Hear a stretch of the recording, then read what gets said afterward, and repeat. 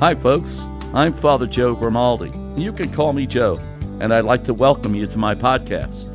But now, here's our host and friend, Ken Calvert. Hi, everybody. I'm Ken Calvert, the jovial Ken Calvert. Why am I so happy? Because I live in Michigan. So do I. We are lamenting heavily about the fact that you came through the door. And did you say Jesus, Mary, and Joseph? It's cold. I did. Okay. Well, I'm going to tell it like it is. Yeah. And I back you up on that. Oh, Lord help Tomorrow, us. wherever you are in the Midwest, and I think for the remainder of this week, so I think we are safe to say, you are going to need to bundle up. I think as far south as Florida, they're gonna be complaining because it's only going to be in the 60s. Yeah. We are looking at temperatures tomorrow of possibly 50 degrees below zero. Below zero, yeah. You know, that's the real feel. But the temperature itself will be minus 17. You were in Hawaii for a very long time. I was. And you're not used to this, are you? No. You only heard about this, right? I did. It is dangerously cold. And it goes without saying that during any winter weather where it's extremely cold, it's the Christian thing to do your best to help out those that can't look out for themselves. Particularly the elderly and the young. Mm-hmm. Even our pets. So we are coming to you today. It's the Father Joe Grimaldi podcast, and thank you so much for listening.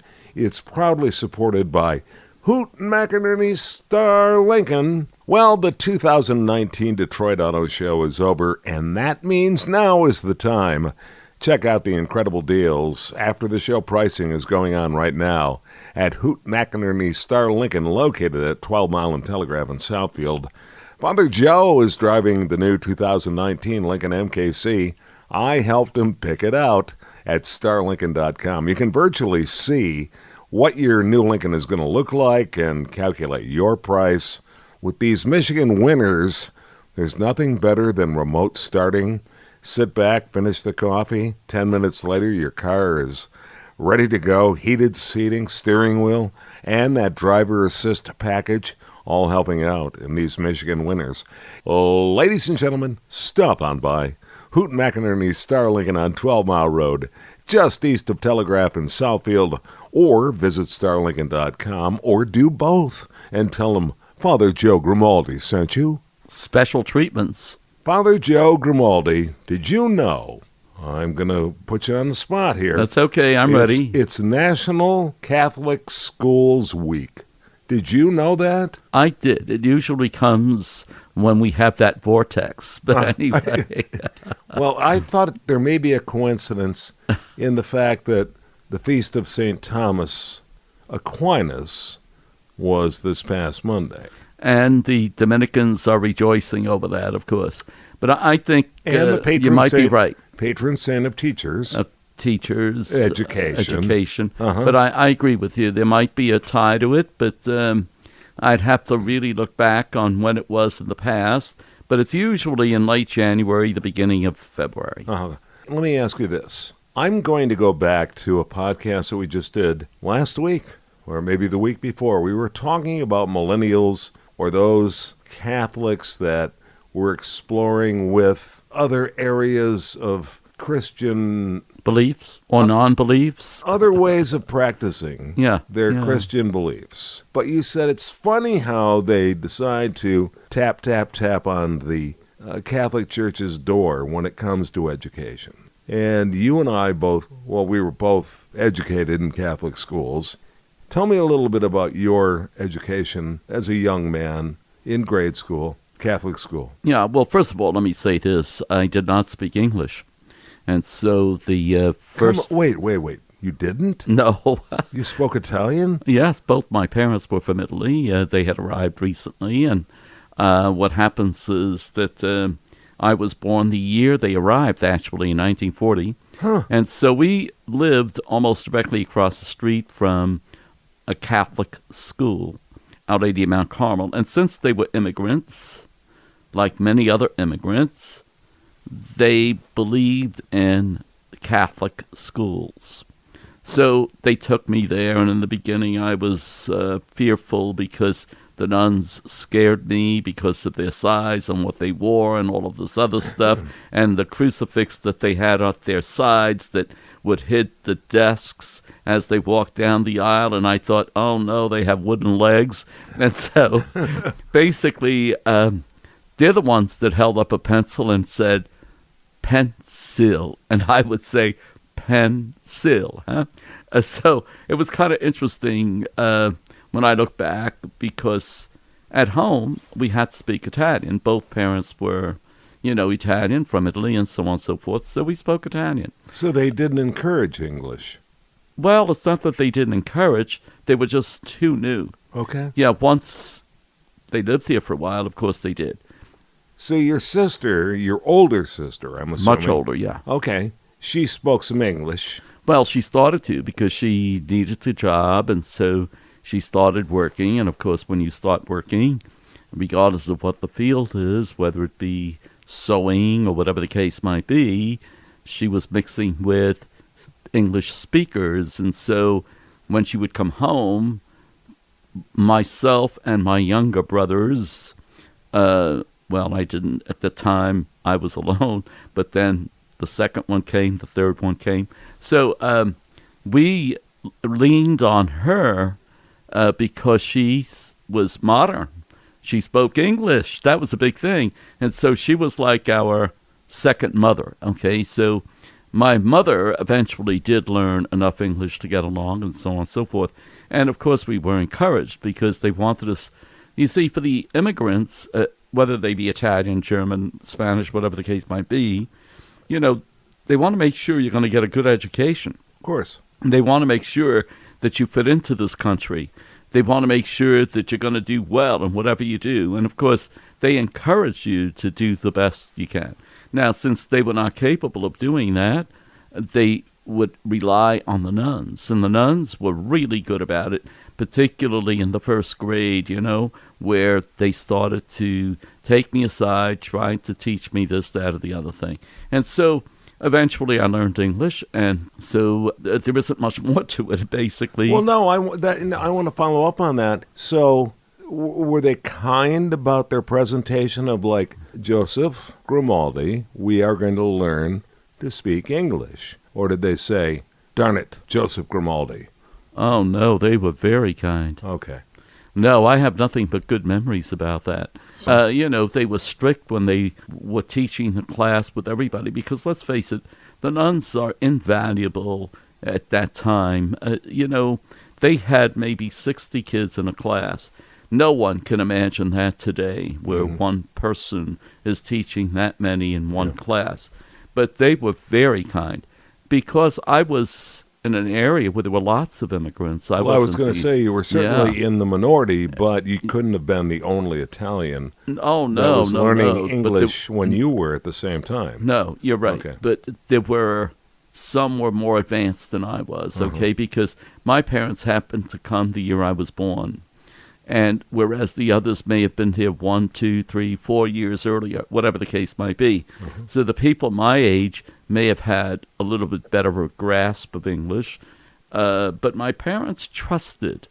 They trusted that the nuns would lead me in the right way. And I was happy with the way they treated me and the way they treated my family, too. You're a young Italian boy, let's say the 5th grade. How far along are you in terms of your ability to speak English? Very, very advanced. That quickly? See, one of the things, I think you know already that I was a language teacher anyway. Yeah, and I know that. One of the things you deal with in teaching a language, the younger the person is, the better results you will get in teaching, because they absorb like crazy. And so I think if you have to compare what was going on then to what goes on today. At that time, here I am in the 1st grade learning English. By the 2nd grade, I pretty much had to interact with other kids. I had to get food in the lunchroom, and I would speak with the teachers about different things. So we had to learn fast. It was do or die, basically. And so that when I went home, yes, we kept up the Italian language because my parents were slower at that. We did not have tutors to help them and so on. So they learned English at a much slower pace. But if we were going to school, boy, you worked fast at learning. You wanted to. Now, did they keep you after school for a little On occasion, but not English always. On education? occasion. Yeah. Boy, I can imagine a nun saying to you, so today we're going to talk about 4 loaves of bread. And then you would go, bread. Okay, by bread. Pane. Okay. Totally different word. 1 syllable to 2. All right. So did the nun have to stop and go, pani, bread. Yeah. Pani, bread. Not repeating it because don't forget How did you associate the two? I'm just curious. when you're that young, Uh-huh. surrounded by classmates who speak English, Yeah. you'd want to learn fast. Yeah. So I say the first grade is more difficult than the second grade is easier than the third, and so on. So by the time you get to the 5th grade, you pretty much know the language, not inside out, but you certainly know it well. When Good and bad. yeah, that's what I was. It's funny. You're learning how to read my mind. I was going to say, hey, when did you learn your first dirty word? Getting on to that, once you got to high school, you were fully on Americanized correct. and rocking and rolling. Not only that, at that time, for us to go to high school, a Catholic high school, I went to All Hallows, I had to take 3 trains. Now, today, we would not trust a 13-year-old to do 3 trains, especially in Manhattan, going into the Bronx, and so on. I was still in Manhattan at the time. So you would have to take one train that took you from point A to point B, another one point B to point C, another one to take from point C to where the school was, which was Yankee Stadium. And so we went there, and my school was All Hallows, which was next door to Yankee Stadium, basically, at 164th Street. But anyway... Yeah, but you told me a couple of weeks ago that there were Catholic schools and Catholic churches sometimes within miles of each other, 1 mile of each other. Yes, that wasn't the case in New York with schools? Well, not with high schools. Really? No. I mean, if you wanted to go to Fordham, it would be at Fordham Road in the Bronx. Okay. I went to All Hallows in the Bronx. Right. So we were in the ghetto of Manhattan.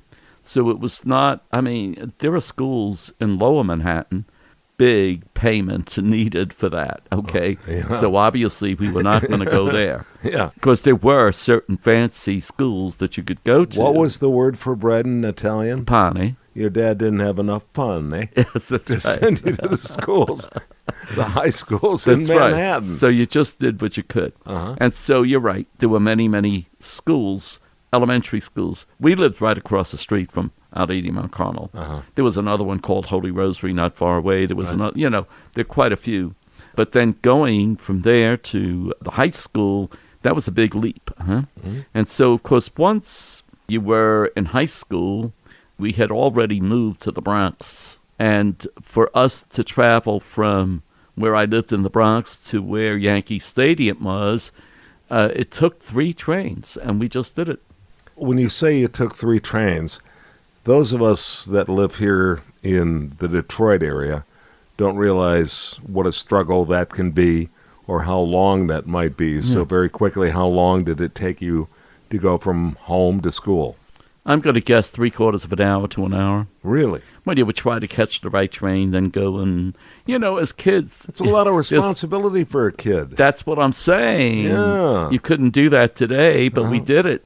And you did it because your friends were with you, too. They did it as well. And so it's not, you weren't alone doing these things. And times were different. I don't think you would trust a 13-year-old today to do that because you were concerned about safety and other things as well.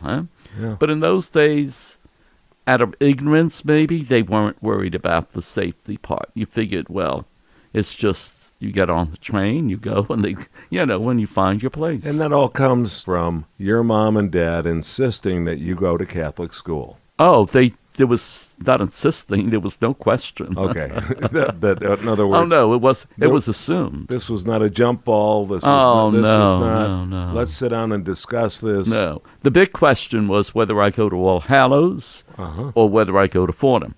Well, the big thing was this. 2 very good reputations.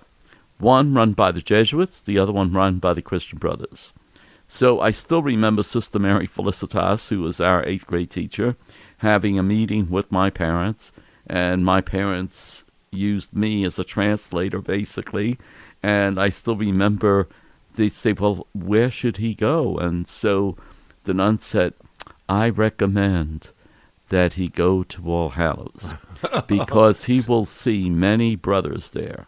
If he goes to Fordham, he will have to wait until college to see the priest. So Fordham High School is indeed attached to of course. Yeah. Fordham University. Fordham University. Oh. And so the thing is... No offense when you say, of course. People have to realize who you're talking to. You know what? I've never learned that part of it yet. Right. On occasion, consider who you're talking to. Yes, okay. Fordham University. It's a holy roller and a rock and roller. Remember, that's the premise of the program. But the Fordham University and the Fordham High School are very close to each other, because it's almost the same campus, basically. So, great school, and so is All Hallows. But I ended up going to All Hallows, which was the Christian Brothers School, which is the same order that runs Brother Rice. Coming up on Part 2 of the Father Joe podcast, we'll continue our discussion of National Catholic Schools Week. Be listening on Sunday. Learn, serve, lead, succeed. That's the credo. We'll see you on Sunday, and as always, I want to thank you for listening to the Father Joe Grimaldi podcast. See you soon, everybody. This is Father Joe Grimaldi, and I look forward to seeing you next time on the Father Joe podcast. If you'd like, you can email us. It's frjoepodcast@gmail.com. That's frjoepodcast@gmail.com. We're also on Facebook. Simply search Father Joe Grimaldi. And thanks for listening, everyone.